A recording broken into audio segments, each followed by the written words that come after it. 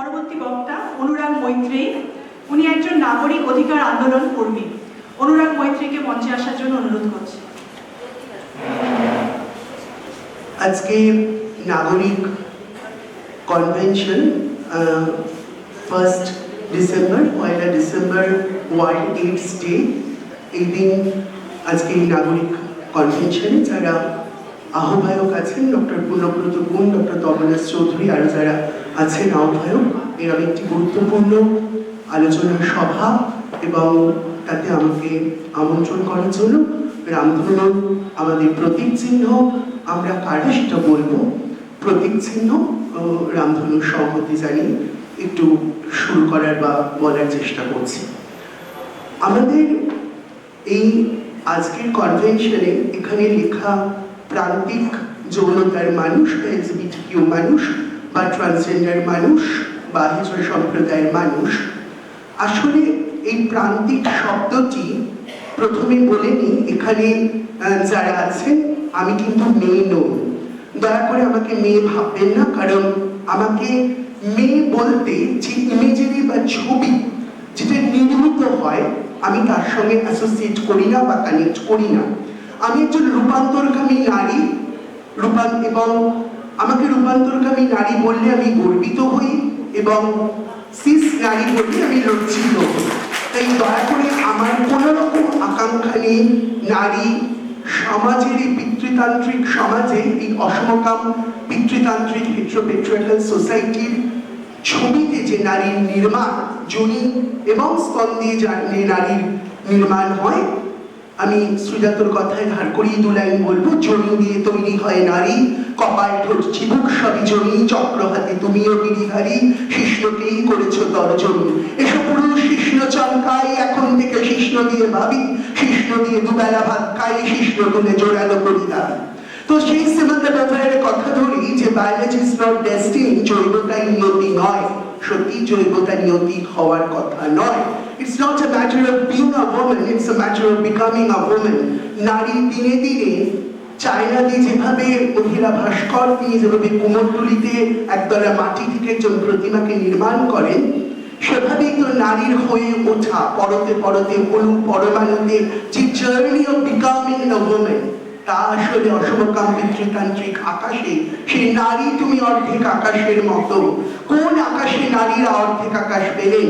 পিতৃতান্ত্রিক আকাশে পিতৃতান্ত্রিক নারীরা যারা বাধ্য হয়ে কমপ্লাই করলেন পিতৃতন্ত্রের সাথে, যৌন মৌলবাদের সাথে, তারা অর্ধেক আকাশের মান্যতা পেলেন। আর অপিতৃতান্ত্রিক নারী বা অপিতৃতান্ত্রিক এলজিবিটিকিউ মানুষ, ট্রান্সজেন্ডার মানুষ, যাদের দীর্ঘদিন ধরে রাজনৈতিকভাবে ঐতিহাসিকভাবে যাদের অস্তিত্ব ছিল, সেটা কাব্যে হোক, নভেলে হোক, সমাজে হোক, মিথোলজিতে হোক, সর্ব জায়গায় ছিল, তাদেরকে শুধুমাত্র তাদেরকে because of politics of otherisation, alienation এবং এই যে ডিসক্রিমিনেট করে তাদেরকে সমাজের এক কোণে প্রদীপে ছেড়ে পড়ে থাকা, নিজে মান করে পড়ে থাকা এক অন্ধকারের মতো তাদের ছেড়ে দেওয়া হলো। কেন? তাহলে একটু 377 এখানে একটু উল্লেখ করতেই হয়। 1879 যখন অন্যান্য কিছু অ্যাক্ট, ক্রিমিনাল ট্রাইব অ্যাক্ট হলো, তার আন্ডারে 1879 377 কে ক্রিমিনাল অফেন্স করা হলো। তো হোয়াট ইজ 377? যেটা সাধারণ নাগরিকরা জানতেন, এটা একটি এলজিবিটি মানুষের অ্যাক্ট, যেখানে এলজিবিটি মানুষরা বন্দী হয়ে থাকে। আসলে কিন্তু তা নয়। এখানে 377টা প্রতিটি নাগরিকেরই জানা দরকার, যেটা সাম্প্রতিককালে স্ক্র্যাপ ডাউন হয়েছে, যেখানে ছিল যে whoever has a carnal intercourse with a man, woman or an animal is against the law of nature. তো what is the what whoever? whoever মানে কি এখানে কোথাও এলজিবিটিকিউ কে শুধুমাত্র বলা হচ্ছে? whoever তো একটি অল ইনক্লুশনারি অন্তর্ভুক্তিকরণের কথা বলে। তার মানে বেসিক্যালি যে কোনো মানুষ যদি কার্নাল ইন্টারকোর্স মানে প্রবেশমূলক আদান প্রদান, মানে আমি আমার বন্ধুর কানে যদি আঙুল দিই, that will also come under 377 as a criminal offense. মানে পেনোভ্যাজাইনাল মানে বৃদ্ধিমূলক ইন্টারকোর্স ছাড়া, আদান প্রদান ছাড়া অবৃদ্ধিমূলক যে কোনো আদান প্রদানই সেটা ক্রিমিনাল অফেন্স আসছে। সেই জন্যই এই অ্যানালজিটা ড্র করে বলবো, সেই জন্যই আমরা যখন বারবার বলি যে যৌন প্রেম, তাহলে যৌন কথার মাদার ওয়ার্ড কোথা থেকে যৌন ও প্রেম শব্দটি আসছে? যৌন থেকে যৌন, তার মানে অজনীমূলক যা কিছু প্রেমই প্রেমময় নয়।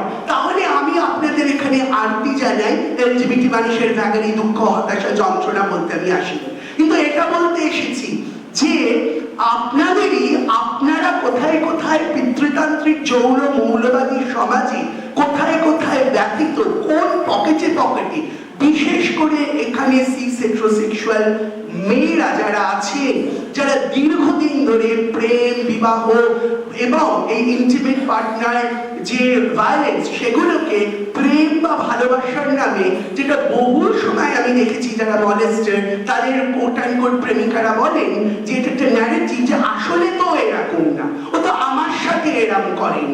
মানে কিছুতেই এই পিতৃতান্ত্রিক মন, এই যে প্রবণতা মানার যে ও একদিন কিন্তু আসলে ও ভালো, ও এরকম নয়, কিছুতেই এই ফেলিককে, ফ্যালাসকে, শিষ্টকে অগ্রাহ্য করা, কন্ডেম করা কোথাও এই পিতৃতান্ত্রিক আকাশে এই তার নালিফাই করতে কিন্তু সমস্যা হয়।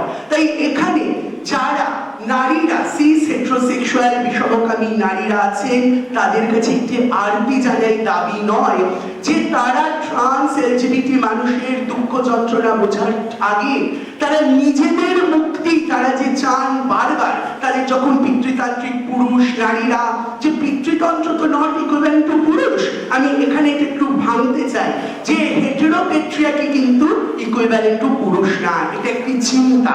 এলজিবিটি মানুষের মধ্যেও থাকতে পারে, মহিলাদের মধ্যেও থাকতে পারে, যে কোনো এই যে ক্ষমতাতান্ত্রিক চিন্তা বা প্রবণতা, এই মৌলবাদী চিন্তার ধারক বাহক যে কোনো মানুষই হতে পারে।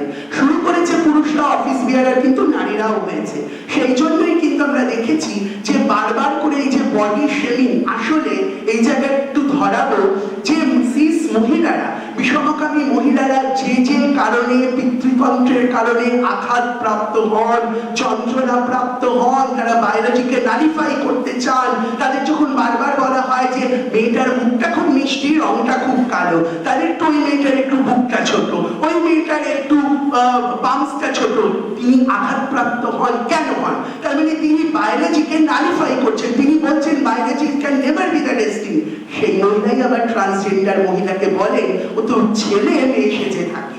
আবার ওই বায়োলজি দিয়ে, যে বায়োলজি উনি নিজের জীবনে নালিফাই করছেন, কন্ডেম করছেন, সেই বায়োলজি দিয়ে তিনি যখন, মানে কি অপূর্ব একটা ডিসকোর্স, যে এই অলাত চক্র ভিসিয়াস সার্কেল, শিকার শিকারীর খেলা, মানে যিনি অপ্রেসড হচ্ছেন তিনি অপ্রেসার হয়ে যাচ্ছেন। অবদমিত নারী পিতৃতন্ত্রের হাতে, তার থেকে সেকেন্ডারি পজিশনে ট্রান্সজেন্ডার, রূপান্তরকামী, দুরানি, কতি, হিজড়াগোত্রীয়, প্রান্তিকায়িত যৌনতার মানুষের ক্ষেত্রে তিনি যখন হায়ারার্কিয়াল ওপর পজিশনে, জেন্ডার পজিশনে থাকছেন, তিনি আবার ওই বায়োলজি দিয়ে বলছেন। এই আন্দোলনের সূত্র ধরে বহুবার আমরা দেখেছি, বিভিন্ন গ্রুপে সাথী তিস্তা দাস জানিয়েছেন যে হোয়াটসঅ্যাপ গ্রুপে সেখানে একজন মহিলা লিখছেন, সিস মহিলা, যে ট্রান্স মহিলাদের কেন এখানে নেওয়া হলো, এরা তো আসলে ছেলে মেয়ে এসেছে থাকে, এরা তো সেক্সুয়াল প্রেডেটর, এদেরকে কেন ঢোকানো হলো? এই আসল আর নকল মেয়ে, কে আসল মেয়ে কে নকল মেয়ে, মানে এই বায়োলজি, যে বায়োলজি তিনি ভাঙতে চাইছেন, সেই বায়োলজিকেই তিনি এন্ডোর্স করে একজন ট্রান্স মহিলাকে বলছেন যে আমি বেশি মেয়ে, তুমি কম মেয়ে, আমার নারী গুরু নারীত্ব, তোমার নারী লঘু নারীত্ব। আর এই লঘু নারীত্বই কিন্তু পিতৃতান্ত্রিক পুরুষটাকে বলছেন তোমার বুক ছোট, তুমি কম মেয়ে, তুমি লেসার ওম্যান। সেইটাই তিনি যখন একদিকে ব্যথিত হচ্ছেন, আবার সেই সূত্রেই তিনি আরেকজন ট্রান্স মহিলাকে অবদমন করছেন। তাই এটা একটু ভাবতে বলবো, বিশেষ করে একটু চিন্তা করতে বলবো, যে সিস হেটেরোসেক্সুয়াল বিষমকামী নারীদের একটু ভেবে দেখতে বলবো। আপনারা একটু চিন্তা করবেন যে এই যে পিতৃতন্ত্রের হাতে ট্রান্স মহিলা এবং সিস মহিলা দুজনেই কিন্তু ঠিক শাসকদের যেভাবে সমস্ত মাইনরিটির মধ্যে রিফট বা কনফ্লিক্ট বা সংঘর্ষ লাগিয়ে দেয় খিটটা খাওয়ার জন্য, যেটা 14 তারিখ রাতে একটা ইতিহাস তৈরি হয়েছিল, গ্রাম থেকে, বন্দর থেকে, নগর থেকে, আজকে জেলা থেকে, প্রতিবন্ধী থেকে, যৌনকর্মী থেকে, দলিত থেকে, আদিবাসী, ক্যাথিচার নিয়ে, অন্তঃসত্ত্বা মহিলা, এলজিবিটি, সবাই এই যে রিফ বা কনফ্লিক্ট ভেঙে তারা কমন মিনিমাল পয়েন্টে এক হয়েছিলেন এবং একটা ইতিহাস তৈরি হয়েছিল। লক্ষ লক্ষ মানুষ এক হয়েছিলেন, গ্রাম থেকে গলি থেকে, নির্মাণ শ্রমিক, পরিযায়ী শ্রমিক, ইটভাটা শ্রমিক, আদিবাসী মানুষ, ফুটপাতবাসী, হকার, পরিচারিকা সবাই এক হয়েছিলেন। কারণ তারা প্রত্যেকে শোষিত, তারা প্রত্যেকে অবদমিত। ভিতরে থাকার যে স্ফুলিঙ্গ, যে স্পার্ক, তা বেরিয়ে এসেছিল। Every cloud is a silver lining. আমাদের যে বারবার তার আগে মনে হচ্ছিল যে কোন সকাল রাতের যে অন্ধকার, সেই অন্ধকার ভেঙেছিল, যে মনুষ্যত্ব মরেনি। 14ই আগস্ট আবার আমরা দেখতে পেয়েছিলাম সেই প্রাণের স্পন্দন। কিন্তু বলতে দুঃখ লাগে, হতাশ হই, ক্লান্তি লাগে।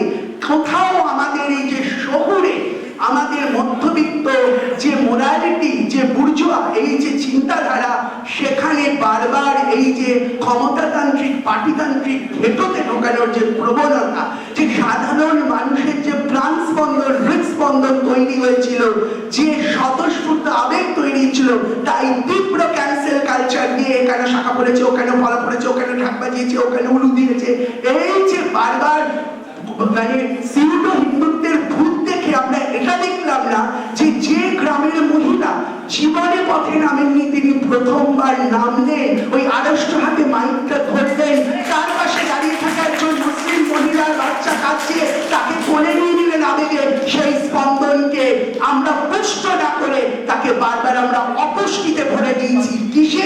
নিজেদের পলিটিক্যাল কনসিয়াসনেসের আপার হ্যান্ড। আসলে আমরা খুব বোদ্ধা, আর ওরা কিছু জানে না।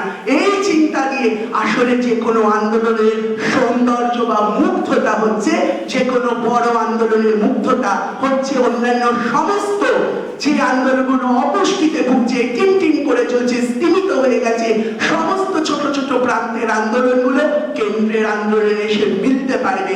আজকে এই যে যেখানে জুনিয়র ডাক্তারদের যে আন্দোলন তৈরি হয়েছিল, তাকে কুর্নিশ জানাই। সাথে সাথে এটাও বলি যে আরো যে কৃষ্ণনগর থেকে, পটাশপুর থেকে, কুলতলি থেকে, যাত্রাগাছি থেকে আরম্ভ করে আজকে ভগবানগোলা, লালগোলায় 2 বছরের 60টি মেয়ে মিসিং হয়েছে, তার মিসিং ডায়েরি হয়েছে।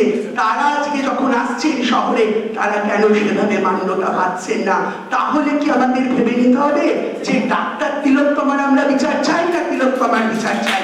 সেই কারণেই কি আজকে যখন বারবার ডাক্তারদের একটা প্রিভিলেজ পজিশন, কত যুদ্ধ, কত লড়াই করে একটি আন্ডার প্রিভিলেজ কাস্ট পজিশন থেকে একটি মেয়ে ডাক্তার হয়ে ওঠে, সেই জায়গাটা প্রায় অনুচ্চারিত। তাহলে কি ডিগ্রি অফ অপারেশন অনুযায়ী ডিগ্রি অফ রেজিস্ট্যান্স তৈরি হবে? 60 শতাব্দী বোঝালেন। আমি ওই নোটে একটু ইলাবোরেট করব যে আজকে যখন আমি আন্দোলনে সাব্বির বা গামপুর বলেছি, বা যখন বারবার আমি বলতে চেয়েছি যে সাথে যাত্রাগাছি, পটাশপুর, কুলতলি, সেখানে কানের কাছে বহু সময় সিসেট পুরস্কার সে বলেছে জাস্টিস ফর আরজি কর বলুন, একবার না কোটিবার জাস্টিস ফর আরজি কর বলবো। কিন্তু বুকে হাত দিয়ে কি এই আত্মসমীক্ষণ, আত্মবিশ্লেষণ করতে হবে, নইলে আমরা নিজেদের কাছে অসৎ হয়ে যাব। যে আমরা কি বুকে হাত দিয়ে বলতে পারবো যেরকম দৃষ্টান্তমূলক এক্সেম্পলারি পানিশমেন্ট, সংশোধনমূলক শাস্তি দাবি করব, সাথে সাথে একদিকে সিবিআই, একদিকে নবান্ন, একদিকে 14 তলা, একদিকে সুপ্রিম কোর্ট, এগুলোও যেরকম বলবো, সাথে সাথে স্কুলের কারিকুলাম, টিফিনের আড্ডা, কলেজ, বিশ্ববিদ্যালয়, পাড়ার ক্যান্টিন, কফি হাউস থেকে আরম্ভ করে, তো আমরা তো আসলে এই যে রেপ ইকুইভ্যালেন্ট টু মেন, এটা আমি মানতে পারছি না। কারণ অল মেন আর পটেনশিয়াল রেপিস্ট, এটা আমি মানতে পারছি না। আসলে রেপ একটা ক্ষমতাতান্ত্রিক চিন্তা, যেরকম র্যাগিং একটা ক্ষমতাতান্ত্রিক চিন্তা, মৌলবাদী চিন্তা। তাই এখানে যারা মায়েরা আছেন, যারা বায়োলজিক্যাল মা, তাদের কাছে একটি আরতি রাখি যে যখন একটি সন্তান জন্ম হচ্ছে, ডাক্তার মেডিকেল ভার্ডিক্ট দিয়ে দিলেন যে বলুন তো, নার্স পা তুলে বললেন ছেলে না মেয়ে, কি হয়েছে, সেই মুহূর্ত থেকে বাইনারির জন্ম হয়ে গেল। আমার মনে হয় যদি খুব ভুল না বলি, কেমব্রিজ ডিকশনারিতে গত 1.5-2 বছর হলো মেল এবং ফিমেলের ডেফিনেশনটা পুনঃ সংজ্ঞায়িত হয়েছে, রিডিফাইন্ড হয়েছে। তাহলে আমি এখানেই বলছি যে এই যে আজকে ডিগ্রি অফ অপারেশন অনুযায়ী ডিগ্রি অফ রেজিস্ট্যান্সের জন্ম হচ্ছে, মানে মলেস্টেশন হলে কম আউটরেজ, ধর্ষণ হলে আরেকটু বেশি, খুন হলে আরেকটু বেশি। তার মানে আসলে ক্ষমতাতন্ত্রের, যৌন মৌলবাদের শৈশব হচ্ছে মলেস্টেশন, যৌবন হচ্ছে সেক্সুয়াল রেপ। তাহলে আমরা শৈশবে সেই ক্ষমতাতান্ত্রিক যে চিন্তা, যা এই যে বারবার আমরা যখন বলছি রেপ রেপ রেপ, করব? আমরা এটা কেন ভেবে দেখবো না সঞ্জয় রায় কি জন্যই রেপিস্ট, তার মা কি প্রসব করেছিলেন রেপিস্ট করার জন্য? তাহলে কেন আজকে সে রেপিস্ট হলো? যাতে আগামী দিনে আর সঞ্জয় রায় না জন্মায়। আমরা যে সমাজ শুদ্ধিকরণ, সমাজ বদল, সমাজ সংস্কারের স্বপ্ন দেখছি, সহ মানুষদের সঙ্গে যে সমাজ গড়ার স্বপ্ন দেখছি, যে ব্রতী হয়েছি, এই আন্দোলনের যে স্পন্দিত হয়েছে, সেখানে আমরা একটা চিন্তা করব, ভেবে দেখতে বলবো যে আজকে এই ফরমেশন কোথায় হয়, রিফরমেশন সেখানেই করতে হবে। পরিবারতন্ত্র নামক যে হেটেরোসেক্সুয়াল পরিবারতন্ত্র, যাতে আমরা এত মুগ্ধতায় ভরে যাই, তার মধ্যে অপারেশনের আতুর ঘর হচ্ছে পরিবার। প্রতিটি ছুটমার, প্রতিটি ডিসক্রিমিনেশন, প্রতিটা স্টিগমা, প্রতিটা ভেদভাব, প্রতিটা ঘৃণা, প্রতিটা সমস্ত কিছুর আতুর ঘর হচ্ছে পরিবার। আর র্যাগিং এর জন্মদাতা এই যে একটা শিশুর কুসুম বৃত্তি খুন করে তাকে দিনে দিনে পরিবার সিস্টেমের সাথে কমপ্লাই করতে গিয়ে দিনে দিনে তাকে একটি হাইপার টক্সিক, অতি উচ্চাপিত পুরুষ করে তোলেন, মানুষ না। সেই ছেলে বড় হয়ে যখন মার পেনশন কেড়ে কামড়ে নিয়ে নেয়, মা বিলাপ করে কাঁদেন, মা ভাবেন না এই স্যাপলিং, এই ক্ষমতাতন্ত্রের, এই যৌন মৌলবাদের, এই হেটেরোপেট্রিয়ার্কি অসমকাম পিতৃতন্ত্রের বীজ আমি রোপণ করেছিলাম। তাকে মহা দেখা ছেলে করবো বলে, তাকে মানুষ না করে যা রিটালিয়েট করছে আজকে। তাই এখানে মায়েদের বলবো, মা শব্দটি উচ্চারণ করলে আমাদের কি মনে আসে? আয়ুর প্রথম হৃদয় গঠিত শব্দ, মনুষ্যত্বের প্রথম দীক্ষা যে উচ্চারণে, সেই তো মা। আসলে মা কি যোনি এবং লিঙ্গ দিয়ে প্রসব করা মা, না মা একটি অনুভূতি, একটি চিন্তা? পুরুষরা কি মা হয়ে ওঠেন না? মোজার্ট বাবা বাড়িগোলা মালিকা থেকে ফায়েজকা মা নন, ডিবি পালস্কর মা নন? তাহলে কি হরিপ্রসন্ন মজুমদার যখন সৃজন করছেন মা নন? তাহলে যে কোনো সৃজনের নামই তো মা। তাহলে এই যে সেটাকে শুধুমাত্র একটি পুঁজিবাদী চিন্তা, বৃদ্ধির চিন্তা দিয়ে সেটাকে কিভাবে অ্যাপ্রোপ্রিয়েট করা হয়, মানে প্রজননমূলক মাতৃত্বকে শুধু মায়ের মাতৃত্ব দেওয়া হয়, অপ্রজননমূলক নন প্রক্রিয়েটিভ যে কোনো মাতৃত্ব। তাহলে আমার একটু লেখার বদভ্যাস আছে, আমি যখন মনের মতো শব্দ আর্টিকুলেট করতে পারি না, আমার তো প্রসব যন্ত্রণা হয়। তাহলে সমস্ত সৃষ্টি, সমস্ত চিন্তার যে প্রসব, যখন গুরু মানে যিনি অন্ধকার থেকে আলোতে নিয়ে যান, গুরু মানে আজকে বাবা বাড়িগোলা থেকে এরা যখন সৃজন করেছেন, যখন সুর বাঁধতেন, যখন আলাপ করছেন, বিস্তার করছেন, এবং সেই লেগেসি, সেই লিনিয়েজ যখন তার শিষ্যের মধ্যে দিয়ে প্রবাহিত হচ্ছে, সেই ফিলোসফি, সেই রাজনীতি যখন প্রবাহিত হচ্ছে, সেই তার বহন প্রবাহমানতা কাজে বয়ে চলে, সেটা কি মাতৃত্ব নয়? একজন মালি পরম যত্নে একটি বীজ বপন করে বিরাট বৃক্ষে পরিণত করছেন, সেই মালিকই সেই বৃক্ষের মা নন? তাই এখানে বলবো যে শুধুমাত্র মা শব্দটি আপনারা কিভাবে দেখছেন, একটু চিন্তা করবেন যে মা শব্দটি আমরা কিভাবে দেখি, এবং নারী শব্দ বলতে আমরা মানে still we cannot denigrate the biological essentialism of the word woman। মহিলা শব্দটির আজও সমাজে বিনির্মাণ বা পুনর্নির্মাণ সেই অর্থে হয়নি। তাই যখন বারবার বলা হয় যে তোমরা তো নেই, তাহলে ট্রান্সজেন্ডার বলছো কেন? 100 বার 1 কোটি বার বলবো, কারণ আজকে সমাজে অসমকাম পিতৃতন্ত্রের হাতে পুরে ছাই হতে হতে ফিনিক্সের মতো বারবার আমরা জন্ম নিচ্ছি। তাই যখন মানুষ জিজ্ঞাসা করে, সবই বুঝলাম অনুরাগ, তোমাদের লিঙ্গটা কি? তাদের বলবো আমাদের লিঙ্গ স্ফুলিঙ্গ। ইয়েস, পার যা আমাদের ভাবায় কাদায় আর বলে ভীষণ এক যুদ্ধ হবে। এবং সত্যি এখানে যারা আছেন তাদেরকে শেষের দিকে বলবো, এই যে বারবার ট্রান্সজেন্ডার মানে একটা গোটা বাংলার মানুষ সরলীকরণ করে নেয় যে আসলে ট্রান্সজেন্ডার মানুষকে দেখতে কেমন হয়? একটু ব্যাগ ছেলে, একটু মেয়ে মেয়ে না, গলাটা একটু ভাঙা, একটু শেভিং, একটু দাঁড়িয়ে আছে, একটু উগ্র সাজে। এই যে একটা চিন্তা, এই নিদান কে দিল? কে দিল? কে কেমন হবে? From the same mother's womb 4 জন সন্তান 18 থেকে জন্মানোর পর 4 রকম বিহেভ করে, বিহেভিয়ারাল সায়েন্স। তাহলে প্রতিটি মানুষের খাদ্যাভ্যাস, অন্যান্য সমস্ত বিষয়ে যদি বিবিধতা এবং বৈচিত্র্য থাকে, মাল্টিপ্লিসিটি থাকে, তাহলে যৌনতায় কেন থাকবে না? এবং নালসা ভার্ডিক্ট 15ই এপ্রিল 2014 একটি ঐতিহাসিক রায় ভারতের সুপ্রিম কোর্ট দেন, যেখানে self determination of gender identity, লিঙ্গ স্বনির্ধারণের অধিকার প্রাপ্ত হন।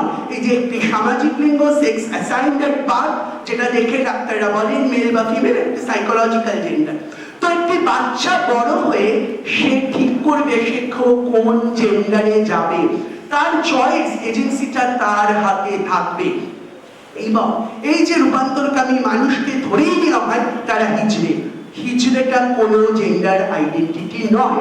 ডাক্তার, প্রফেসর, সায়েন্টিস্ট, রিক্সা চালক, ভ্যান চালক, রান্নার কাজ করে, পরিযায়ী শ্রমিক, ভাটা শ্রমিকের মতো হিজড়া একটি পেশা, একটি বৃত্তি, তার একটি ইতিহাস আছে, জেনেসিস আছে। দীর্ঘদিন ধরে মানুষরা ওই পেশায়, ট্রান্স মানুষরা অনেকে যান ওই পেশায়। কিন্তু সাথে সাথে ট্রান্স মানুষ যে ইটভাটায় আছেন, তার মানে এই যে বলা যে আমরা না ট্রান্স ইস্যুটা ঠিক বুঝি না, আমরা না ট্রান্স মানেটা ঠিক বুঝি না, ট্রান্সজেন্ডার শব্দটা না আমাদের ঠিক এটা মানে একটু লঘু বিষয়। আসলে এটাও এক ধরনের কাইন্ড অফ লেফটিস্ট ফান্ডামেন্টালিজম।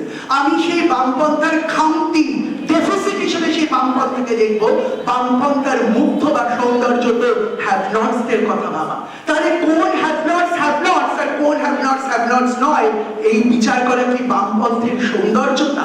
তাহলে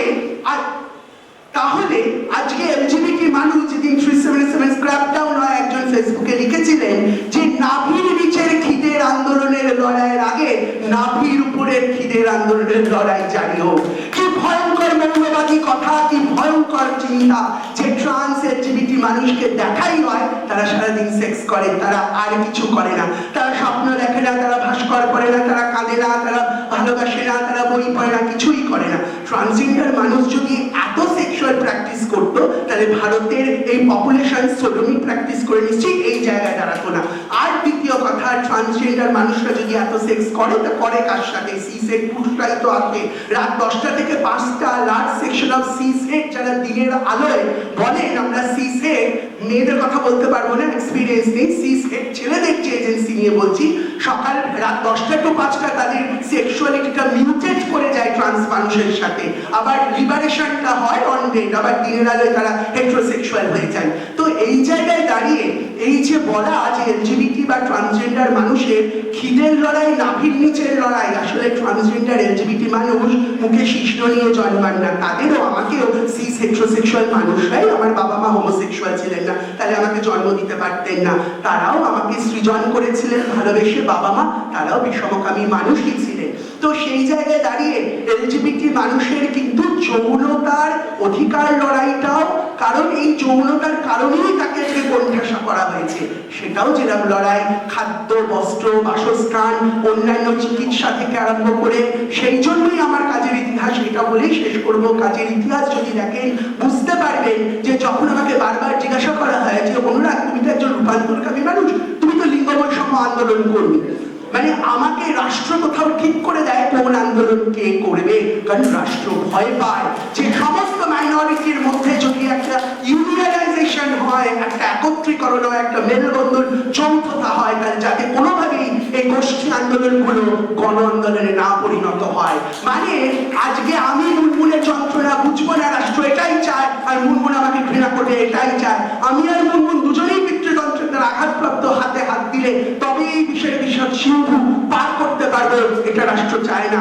সেই জন্য এই যে শাসক রাষ্ট্র পুলিশের যে কনসলিডেশন, যে নেক্সাস তৈরি হয়েছে, তাকে ভাঙতে গেলে আমাদের একটাই করতে হবে, ইনক্লুসিভ হতে হবে। জাত পাত ধর্ম বর্ণ লিঙ্গ শ্রেণী প্রতিবন্ধী নির্বিশেষে এই ঝুটমার এই পলিটিক্যাল কনসিয়াসনেসের আপার হ্যান্ড ভেঙে আমাদেরকে এই আন্দোলনকে আরো পুষ্ট করতে হবে এবং সমস্ত সমাজে চলা তৎকালীন সমস্ত অপুষ্টি এবং আন্দোলনকে একত্রীকরণ করে আরো সমৃদ্ধ করে সেই স্পন্দনকে বুকে নিয়ে আরো সমৃদ্ধ করতে হবে। ধন্যবাদ।